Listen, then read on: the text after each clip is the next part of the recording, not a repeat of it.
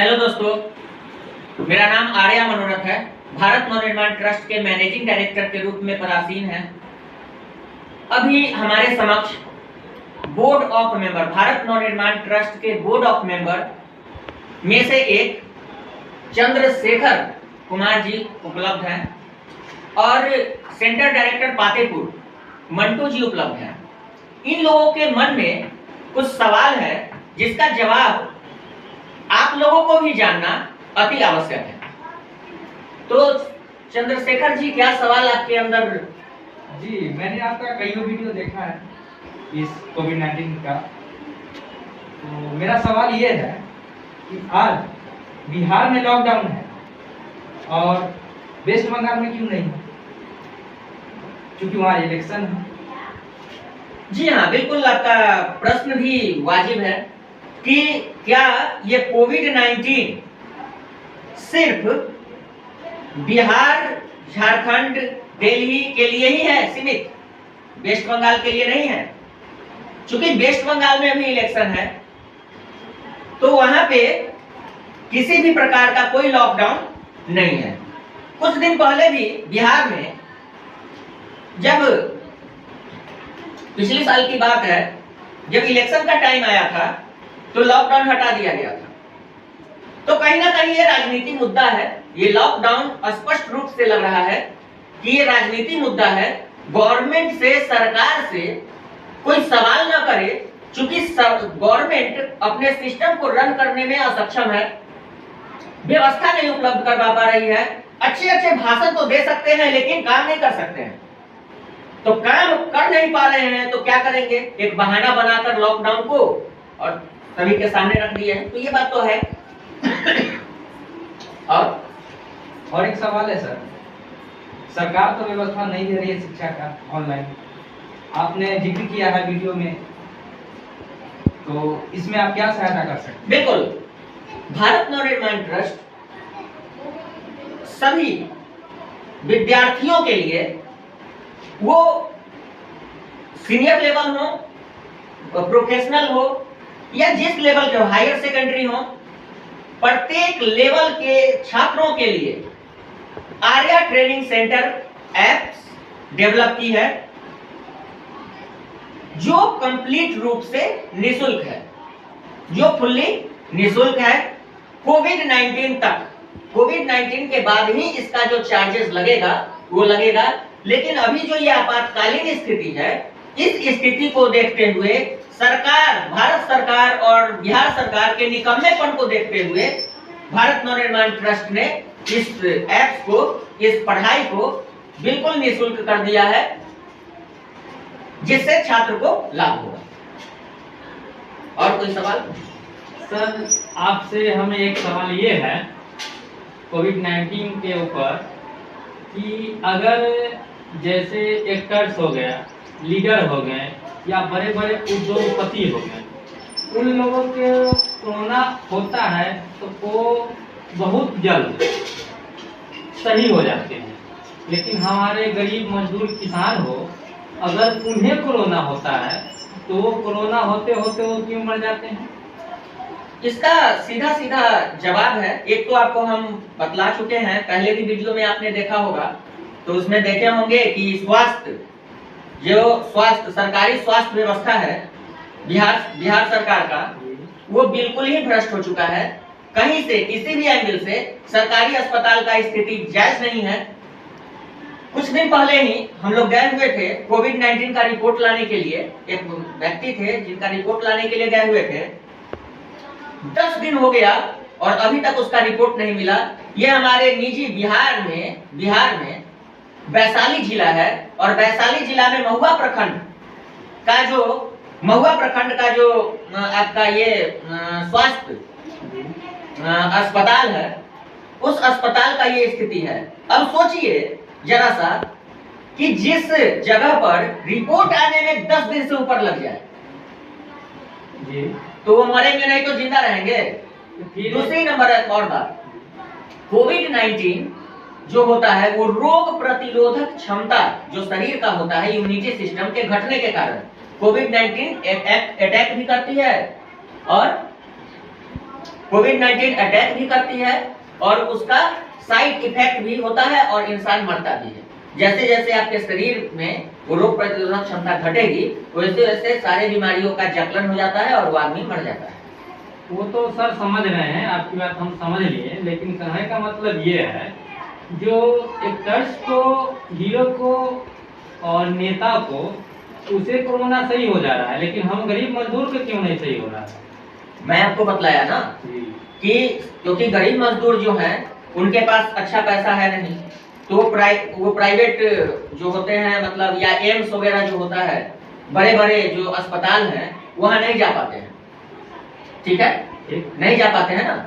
और जैसा कि आपको मैंने बतलाया कि ऐसा एक एग्जाम्पल नहीं है, ऐसा कई एग्जाम्पल है कि कोविड-19 का रिपोर्ट लेने के चक्कर में जी 10 से 15 दिन का समय लग जाता है। तो इसका जिम्मेदार कौन है? इसका जिम्मेदार सीधा सीधा हमारे गवर्नमेंट है, बिहार सरकार है, बिहार सरकार का सिस्टम है, माननीय नीतीश कुमार जी हैं, जो सही ढंग से राजकाज चलाने में सक्षम नहीं है, असफल है, उनका सिस्टम सही नहीं है।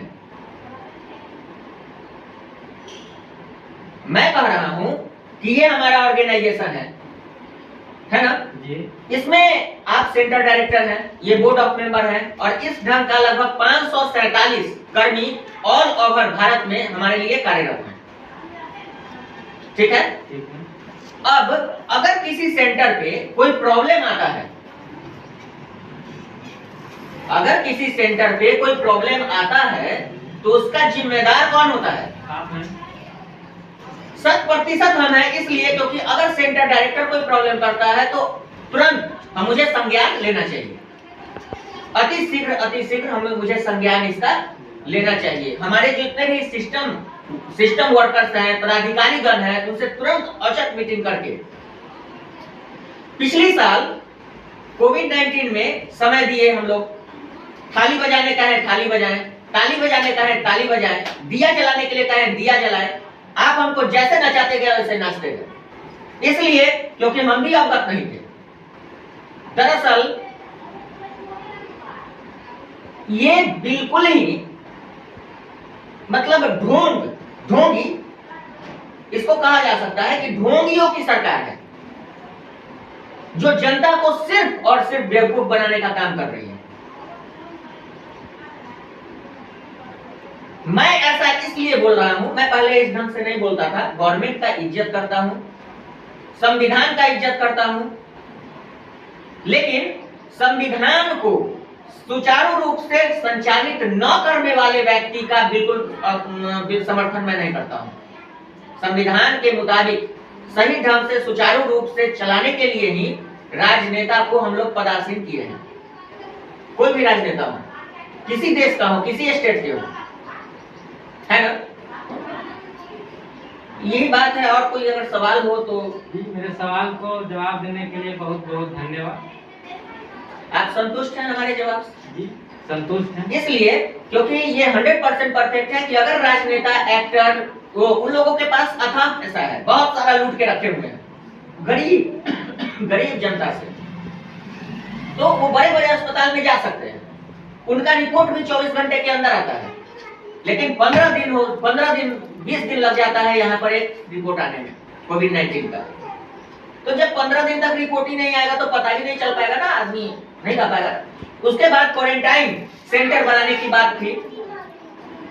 क्वारंटाइन कहाँ है? कहाँ एक भी क्वारंटाइन सेंटर इस बार है? लॉकडाउन कर रहे हैं, क्वारंटाइन सेंटर का पता नहीं। हमारे जो डिस्ट्रिक्ट मजिस्ट्रेट वैशाली डिस्ट्रिक्ट के माननीय डीएम महोदय स्पष्ट रूप से प्रेस विज्ञप्ति में या प्रेस कॉन्फ्रेंस में स्पष्ट रूप से बोले कि किसी भी प्रकार का 144 धारा नहीं लगा है और बिल्कुल भी लॉकडाउन नहीं हुआ है। ठीक है, लेकिन उन्हीं के पदाधिकारीगण लॉकडाउन का हवाला देके दुकान बंद करवा रहे हैं, सील करवा रहे हैं। एक चीज और मैं सर पूछना चाहूंगा, तो ये कहाँ का मतलब, जब 144 धारा नहीं लगा, लॉकडाउन नहीं है, तो फिर उनके पदाधिकारीगण दुकान सील क्यों करवा रहे हैं? दुकान बंद क्यों जबरदस्ती करवाया जा रहा है? हाँ बोलिए। ये पदाधिकारीगण जो है, जो मास्क का जो है 1000 रुपया फाइन रखेंगे। जिसके पास पैसा होगा वो 1000 फाइन देगा, जिसके पास पैसा नहीं होगा, जो गरीब मजदूर है, वो कहाँ से देंगे? तो ये तो खैर देखिए, ये तो खैर सबसे बड़ी बात है कि अगर कोई दंड रखा जाता है तो इंसान को ये समझना चाहिए कि हम मास्क लगा के ही निकले।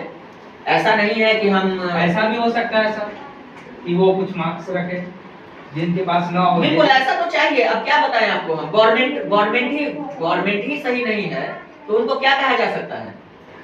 उनको तो चाहिए, हमारे समझ से क्या चाहिए होता है कि प्रत्येक जितने भी चौक चौराहे हैं मास्क फ्री बंटवाना चाहिए था। मास्क कंप्लीट रूप से फ्री बंटवाना चाहिए था। उस पैसे का वो उपयोग जितने भी गरीब तबके के लोग हैं।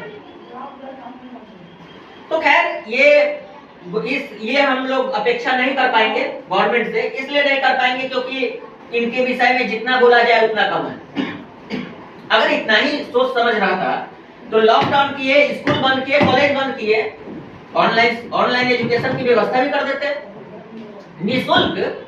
निःशुल्क स्वास्थ्य, घर से नहीं निकलना है, ठीक है, तो ऐसा एक जितने भी हॉस्पिटल्स हैं एक नंबर जारी करवाते। तो खैर बहुत ऐसी बात है जो शायद हमारे मुख्यमंत्री जी को, बिहार के जो मुख्यमंत्री जी हैं, उनको नहीं समझ में आ रहा है कि हम कैसे कर पाएंगे। तो अगर नहीं समझ में आ रहा हो तो हम लोग तैयार हैं। भारत नवनिर्माण ट्रस्ट हर मामले में, हर चीज में बिहार के नवयुवक को, भारत के नवयुवक को जहां तक हो सकता हो सुविधा मुहैया करने के लिए तैयार है और हमेशा तत्पर पर रहेगी। इसी वाणी के साथ नमस्कार, जय हिंद। हम फिर मिलेंगे अगले वीडियो में। जय हिंद।